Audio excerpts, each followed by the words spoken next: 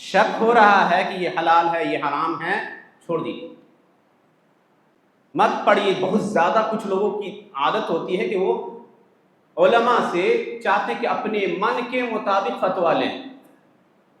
Instalment جو آج کی صورت میں انڈیا میں رائج ہے وہ جائز نہیں، حرام، 100% حرام۔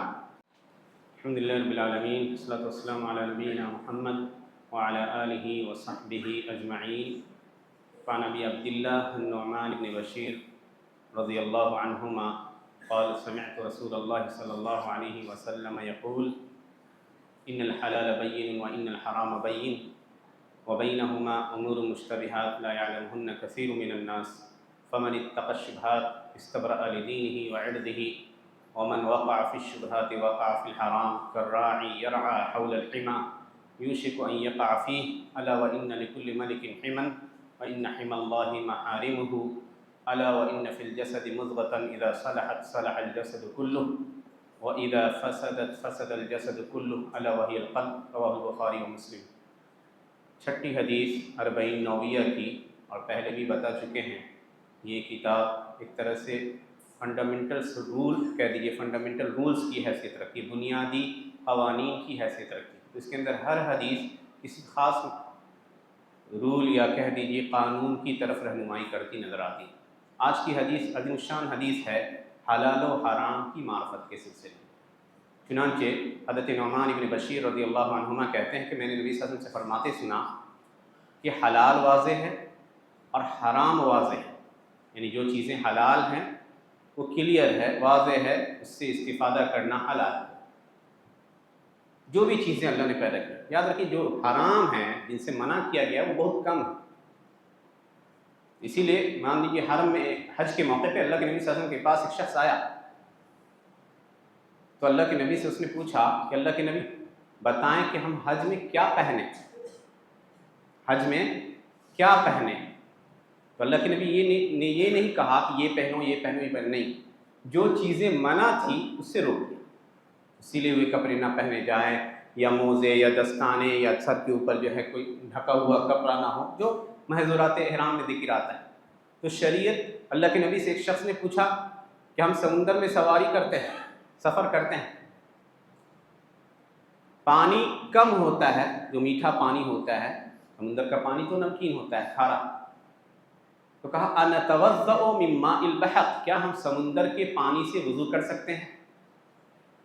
تو اللہ کے نبی نے کہا ہاں، هو الطہور ماؤہ والحل میتتہ، سمندر کا پانی پاک ہے، طہور ہے، یعنی وہ پاک بھی ہے اور پاک کرنے کی صلاحیت رکھتا ہے، اس سے آپ وضو کر کے نماز پڑھ سکتے ہیں، غسل جنابت ہے تو پاکی حاصل کر سکتے ہیں۔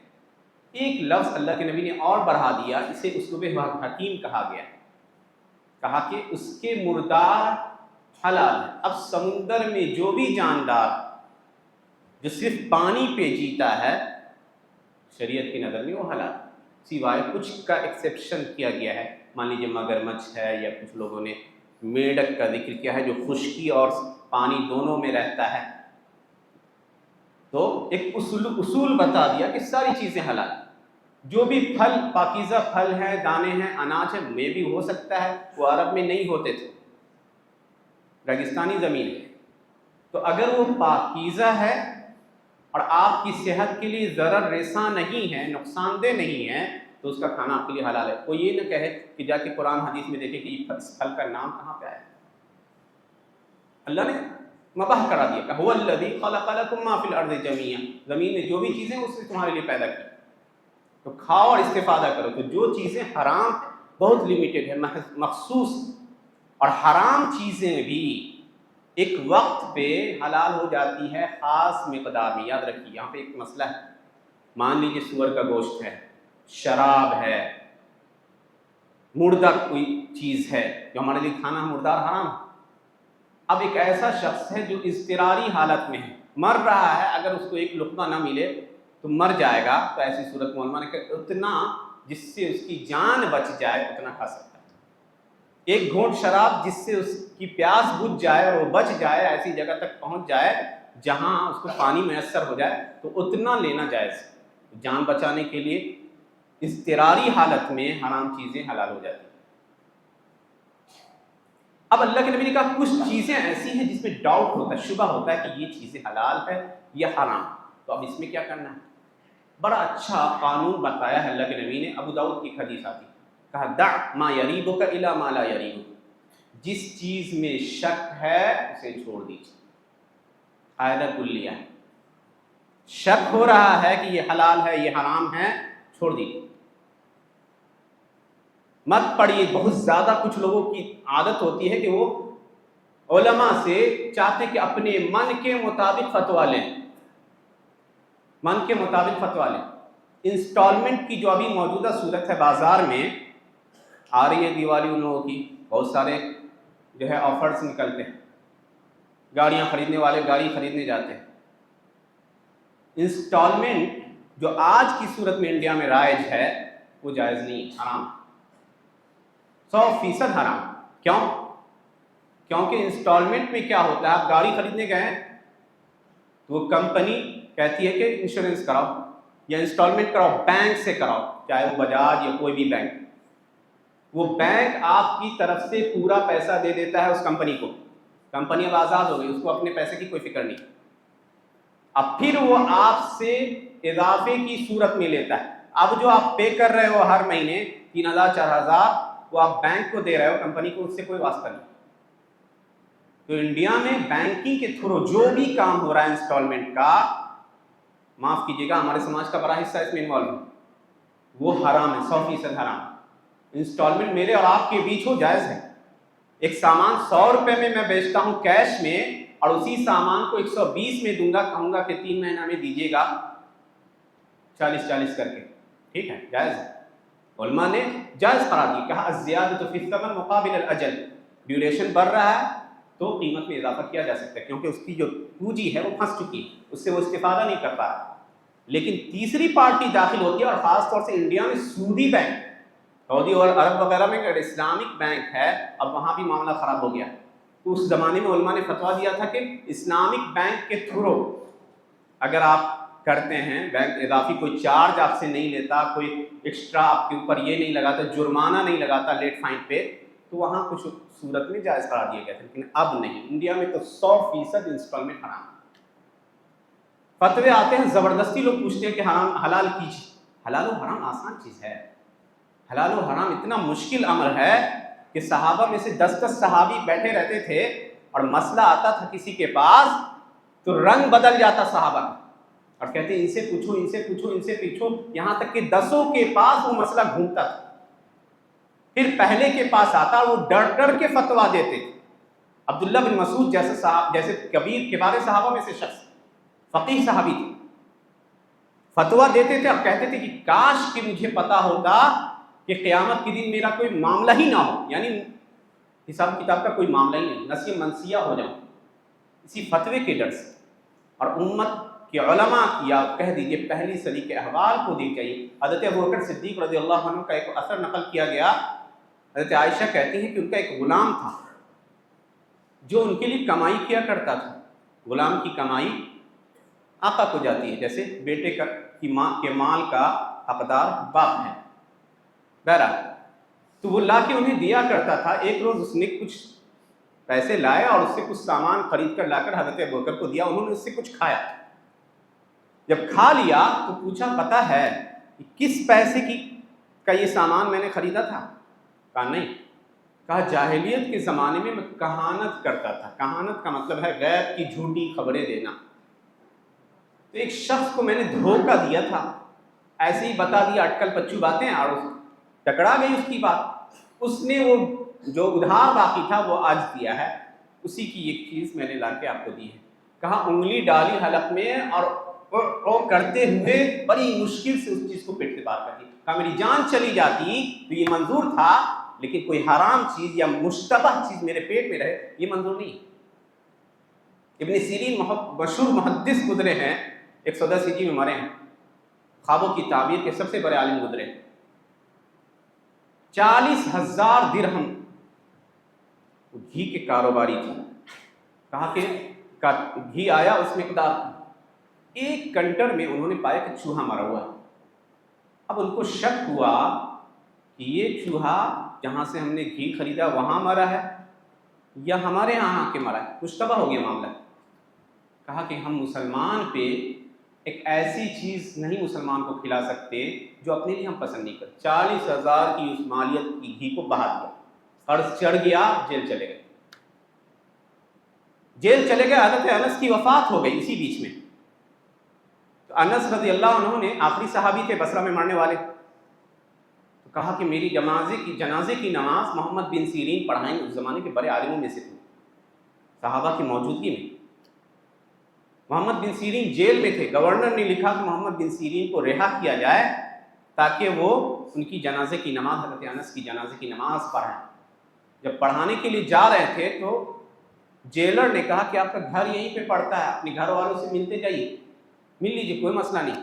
بلکہ بعض الفاظ میں تو یہ بھی آیا، کہتے تھے کہ آپ رات میں چلے جائیے، دن میں آ جائیے گا۔ کہا کہ میں تم پہ کوئی حرام ذریعہ، ایک ایسی چیز کو حلال نہیں کر سکتا جو تمہارے اوپر حرام ہے۔ تم گورنر کے حکم کی خلاف ورزی کرو گے، یہ میں پسند نہیں کروں، نہیں جانا منظور کیا۔ اور کہتے تھے مجھے پتا ہے کہ یہ جیل میں جانا کیوں کر ہوا۔ کہا کہ میں نے 40 سال پہلے ایک شخص کو، دیکھیے جملہ ہم اور آپ کتنی سخت کلامی کر جاتے ہیں لوگوں کے ساتھ، یاد رکھیں کہ ہمارا مواخذہ ہوگا اس سے۔ کہا صرف یہ کہہ دیا تھا اے بھیک منگے، ایک آدمی کو صرف یہ کہہ دیا تھا اے بھیک منگے، اس کی وجہ سے میں آج جیل میں ہوں، مجھے پتا ہے۔ 40 سال پہلے کہا، تو اتنا ورع اور اتنا تقویٰ ان کے اندر ہوا کرتا تھا۔ تو جو بھی مشتبہ چیزیں ہیں، اور بڑا اچھا اصول اللہ کے نبی نے مسلم شریف کے اندر بیان کیا۔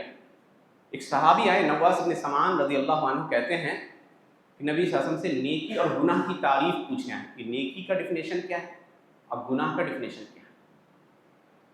تو اللہ کے نبی نے رول کہہ دیے، ضابطہ کلیہ بتا دیا، کہا الاسم ما حاک فی صدرک وکرہت ان یطلع علیہ الناس۔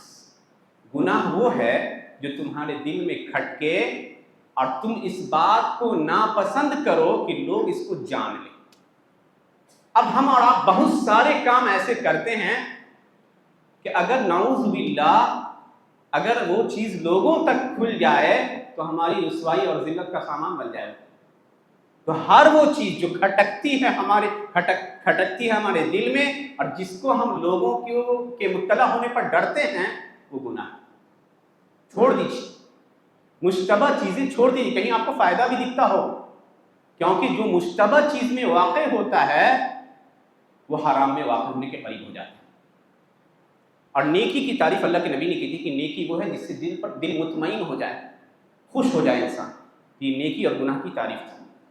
اللہ کے نبی نے کہا فمن وقع فی الشبہات، جو شبہات میں پڑتا ہے وہ حرام میں پڑ جاتا ہے۔ جیسے کہ ایک چرواہا کسی کھیت میں چرا رہا ہے اپنی بکریوں کو، اور اس کے آگے ایک ایسا کھیت ہے جس کی باؤنڈری کی گئی ہے، جس کو کہہ دیجیے اس کو حرام قرار دیا گیا ہے دوسروں کے لیے کہ اس میں کوئی اور کا جانور نہ آئے۔ کہا کہ اگر وہ قریب جائے گا تو ممکن ہے کہ اگلے کے کھیت میں واقع ہو جائے۔ اسی طرح اگر انسان شبہات میں پڑھتے ایک وقت ایسا آتا ہے کہ حرام چیزیں لینا شروع کر دیتا ہے۔ حرام چیزوں سے بچانا ہے تو چھوٹی چیزوں سے بچی۔ حرام ایک اصول یاد رکھیے، وہ کیا ہے؟ آپ کے پاس کوئی پیسے آ رہے ہیں، آپ کو پتا ہے کہ غلط ہے، چاہے وہ 100 روپے کیوں نہ ہو، اگر آپ 100 روپے کو لے لیتے ہیں تو کل آپ 1000 بھی لیجیے گا اور 1,00,000 بھی لیجیے، اسی وقت اپنے آپ پہ کنٹرول کیجیے۔ یہ ایک اچھا اصول ہے کہ انسان کیسے اپنے آپ کو حرام مال سے بچا سکتا ہے۔ اور حرام مال اگر ہمارے اس میں کھانے پینے کی چیزوں میں داخل ہو گیا تو جتنی نمازیں پڑھ لیجیے کوئی فائدہ نہیں، جتنے روزے رکھ لیجیے کوئی فائدہ نہیں۔ اللہ کے نبی نے مثال دی تھی، مشہور حدیث یاد ہوگی، کہا کہ ایک شخص ہے پریشان حال، غبار آلود، سر کے بال گرد اور سر اور پورا جسم جو ہے گرد و غبار سے اٹے پٹے ہیں، سفر میں ہیں، تنہائی میں، جہاں کوئی نہیں ہے وہاں وہ ہاتھ اٹھا کے دعا کرتا ہے یا رب یا رب۔ ایسی حالت میں کوئی اللہ کو پکارے تو اللہ اس کی سن لیتا ہے، لیکن اللہ کے نبی نے کہا حالت اس کی یہ ہے وَمَطْعَمُهُ حرام، اس کا کھانا حرام مال سے، وَمَشْرَبُهُ حرام، اس کا پینا حرام مال سے تھا، وَغُذِّيَ بِالْحَرام، اور حرام مال سے اس کی پرورش ہوئی تھی۔ فَأَنَّىٰ يُسْتَجَابُ لِذَٰلِكَ، ایسے شخص کی دعا کو اللہ کیسے قبول کرے؟ حرام مال کا برا اثر بچوں کے اوپر پڑتا ہے، شیور ہے، لکھ لیجیے۔ برا اثر پڑتا ہے۔ حضرت عمر کی ورا کی مثالیں دی گئی ہیں کہ انہوں نے مہاجرین کے لیے 4000 درہم فکس کر رکھے تھے کہ جنہوں نے ہجرت کی تھی۔ اپنے زمانے میں اللہ نے مسلمانوں پر دنیا فتح کی تو خوب مال و دولت آئے، تو سب مہاجر کے لیے جو مکہ سے اپنے گھر بار چھوڑ کر مدینہ چلے گئے تھے انہوں نے فکس کر رکھا تھا کہ 4000 درہم دیں گے۔ اپنے بیٹے عبداللہ بن عمر کو وہ 3500 درہم دیتے تھے۔ لوگوں نے کہا کہ آپ نے ان کا کم کیوں کیا؟ کہا کہ اس کے باپ نے یعنی عمر نے ہجرت کی تھی، اس نے تو اس وقت ہجرت نہیں کی، چھوٹا تھا۔ تو دیکھ لیجئے کہ اپنے بچوں کے اوپر بھی بے حد محتاط تھے، اور یہی محمد بن سیرین کے بارے میں آتا ہے کہ ان کے بیٹے عبداللہ اتنے فرما بردار تھے کہ کہا نہیں جا سکتے۔ تو دو چیزیں، ایک ماں کے ساتھ حسن سلوک اور دوسرا حرام مال سے بچنا، یہ انسان کی اولاد کو نیک بنانے میں اہم کردار ادا کرتا ہے۔ اللہ کے نبی نے آگے کہا الا وان لکل ملک حما الا وان حما اللہ محارمہ، یاد رکھیے کہ ہر بادشاہ کا کچھ خاص علاقہ ایسا ہوتا ہے جہاں لوگوں کے لیے، عام لوگوں کے لیے پابندی ہوتی ہے جانا۔ اللہ کا حما، اللہ کی حرام کردہ چیزیں، یعنی وہ چیزیں جن کو اللہ نے حرام کیا ہے اس کے قریب جانے سے انسان بچے۔ الا وان فی الجسد مضغہ، یاد رکھیے کہ جسم میں ایک ٹکڑا ہے، اذا صلحت، جب یہ ٹکڑا اگر صحیح ہوگا تو پورا جسم صحیح ہوگا، اور یہ ٹکڑا اگر فاسد ہو گیا تو پورا جسم فاسد ہو جائے گا۔ یاد رکھیے یہ دل ہے، دل سید الاعضاء ہے، انسان کے جسم کا سردار ہے، اور اسی لیے اللہ کے نبی صلی اللہ علیہ وسلم نے کہا کہ اس کی اصلاح کے لیے دعائیں کرتے تھے، کہتے تھے القلوب بین اصبعین من اصابع الرحمن کقلب واحد، کہ یہ بندوں کے دل اللہ کی انگلیوں کے میں سے دو انگلی کے درمیان ہوتے ہیں، ایک دل کی طرح، اللہ اسے الٹتا پلٹتا رہتا ہے جیسے چاہتا ہے۔ اور اسی لیے دعا کرتے تھے یا مثبت القلوب ثبت قلبی علی دینک، اے دلوں کے پھیر اس کو ثابت رکھنے والے میرے دل کو اپنے دین پر ثابت رکھیے۔ اور کہتے تھے یا مصرف القلوب صرف قلبی الی طاعتک، اے دلوں کے پھیرنے والے میرے دل کو اپنی طاعت اور فرما برداری کی طرف پھیر دیجیے۔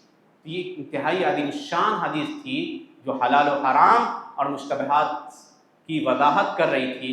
ضرورت اس بات کی ہے کہ ان چیزوں کو سمجھا جائے، خاص طور سے معاشرے میں جو چیزیں شک و شبہ میں ڈالتی ہیں ان چیزوں کو چھوڑیے، للہ چھوڑیے، اور یاد رکھیے اگر آپ کا کچھ گھاٹا بھی ہو جائے تو اللہ اس سے زیادہ اجر دے گا۔ اللہ کے نبی صلی اللہ علیہ وسلم نے فرمایا من ترک شیئا للہ عوضہ اللہ خیرا منہ، جو اللہ کے لیے کوئی چیز چھوڑ دیتا ہے اللہ اس سے کہیں زیادہ اسے نوازتا ہے۔ یہ اللہ سبحانہ تعالیٰ کی ذات پہ یقین رکھتے ہوئے خود کو مشتبہ چیز سے بچائیے، کیونکہ اس کا سیدھا تعلق ہماری عبادات کی قبولیت سے ہے۔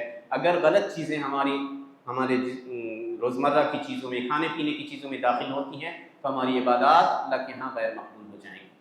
تو دنیا کی چند روزہ زندگی کے لیے آخرت کی ہمیشہ کی زندگی کو برباد نہ کیا جائے۔ اللہ سبحانہ تعالیٰ سے دعا ہے کہ اللہ سبحانہ تعالیٰ ہمیں ان باتوں پر عمل کرنے کی توفیق عنایت فرمائے۔ آمین، وآخر دعوانا الحمد للہ رب العالمین۔ السلام علیکم و رحمۃ اللہ۔